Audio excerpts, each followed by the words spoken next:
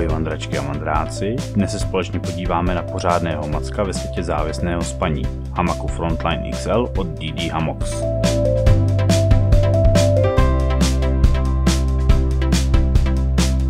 Pokud jste se někdy setkali s hamakami od tohoto výrobce a jste vyššího, případně i širšího vzrůstu, mohli jste nabít dojmu, že jejich rozměry nejsou zrovna nejštědřejší. A nebyli jste daleko od pravdy.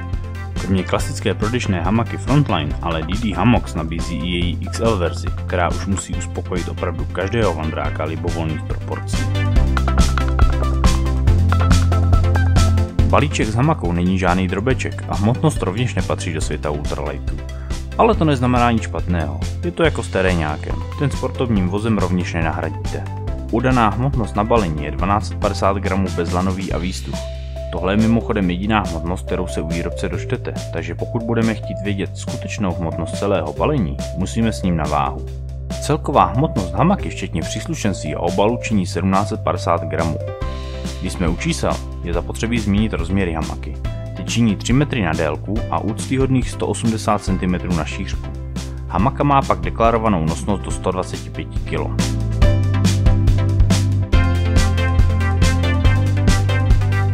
Hamaka je dodávána s fixním moskytiérou, který je bez možnosti jejího oddělení. Dále pak v balení nalezneme 2 duralové tyče pro její vystužení, lanový a elastické šňůry pro případné vypnutí moskytiéry. A mimochodem i stabilizaci hamaky, která, pokud je prázdná, má tendenci se ve větru přetáčet.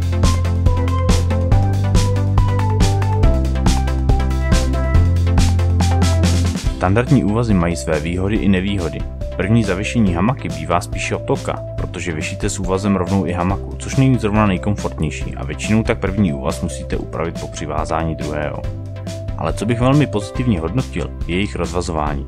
Nemusíte se zabývat žádnými mašličkami. Tyto úvazy totiž nemáte šanci zauzlovat. Můžete udělat uzlu, kolik chcete a vždy stačí velmi málo úsilí a máte rozvázáno. V tahu ale pochopitelně drží a můžete se na ně spolehnout. Patří rovněž podotknout, že DD Hammocks nabízí ultralight úvazy, které jsou samozřejmě kompatibilní i s touto hamakou.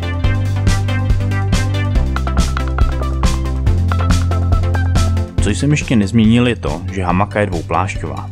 Mezera mezi plášti slouží k umístění karimatky, případně jiné potřebné izolace na podobné bázi, kdy se takto umístěná zafixuje a necestuje po vnitřním prostoru hamaky, nekrabatí se a ulehání ke spánku nevypadá, jako byste nedej bože právě prodělali epileptický záchvat.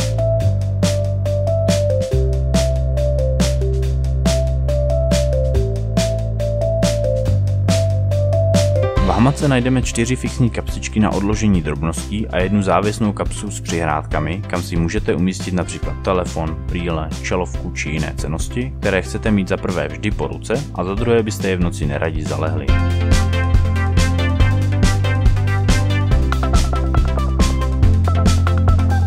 A jak se v hamace leží?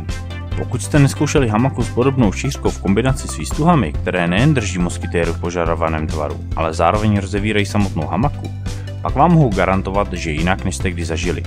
Díky popsanému systému je v hamace pocitově daleko více místa než v kterékoliv podobně velké, ale i například delší hamace. Hamaka Frontline XL vás na rozdíl od jiných hamak nikdy netlačí, například vás nesvírá v ramenou, protože je díky výstuhám rozevřená a neuzavře se ani při zalehnutí.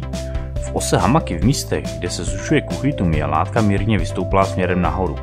To by mohlo vadit lidem, kteří leží vždy a všude v hamace takzvaně na banána, tedy špatně. Naopak to pomáhá ve správném diagonálním uložení. Zkrátka se lehce svezete tělem na jednu stranu a nohami na druhou. Ležíte tak de facto v rovině bez jakékoliv námahy a to zcela automaticky a instinktivně. Pokud bych to měl přehnat, jedná se o první hamaku, která vás sama navede do správné pozice ležení a zamezí vám tak v získání negativního dojmu z hamak, který spousta lidí má právě z té banánové pozice. Připočítejme k tomu opravdu štědrý vnitřní prostor a oproti jiným hamakám absenci svírání ramen, které je nehamakáři rovněž často vyčítáno, a máme tu k dispozici luxusní položení.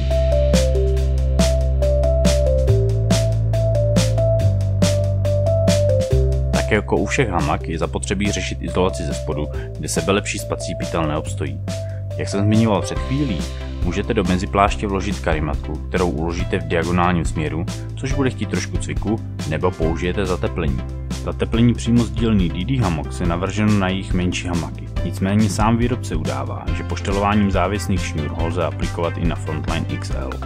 Já bych tomu jen dodal, že pokud se pro tuto kombinaci rozhodnete, nenechte si nastavování až na ostrou akci, ale vyhrajte si chvilku, kdy o nic nejde, požádejte nějakého vandráka či vandračku, ať si do hamaky lehnou takovým způsobem, jakým v ní ulehnete i vy, a poté na jejich tělo zateplení maximálně přizpůsobte. Bude to daleko efektivnější, než po celodenním vyšlapu uprostřed lesa potně 50krát vylezat z hamaky, naslepo povolovat a utahovat jednotlivá lanka a opětovně testovat, zda se dostavuje kýžený efekt.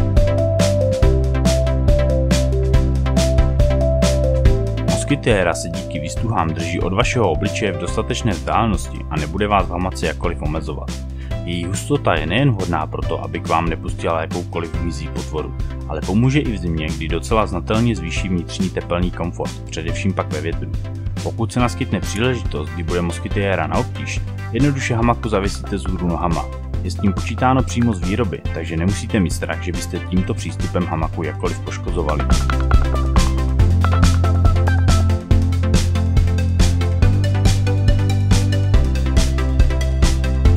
Frontline XL od DD Hammocks je rozhodně pro uživatele, kteří vědí, co chtějí. Je to zkrátka pro lidi, kteří vědí, co od hamaky čekat, nezáleží jim tolik na hmotnosti vybavení, případně u nich vyšší hmotnost vybavení vyváží naprosto luxusní poležení a maximum vnitřního prostoru plynoucí z délky, ale především ze šířky hamaky v kombinaci použití výstuh mosquitéry. Věřím, že právě tyto uživatele hamaka Frontline XL nemůže nikdy zklamat.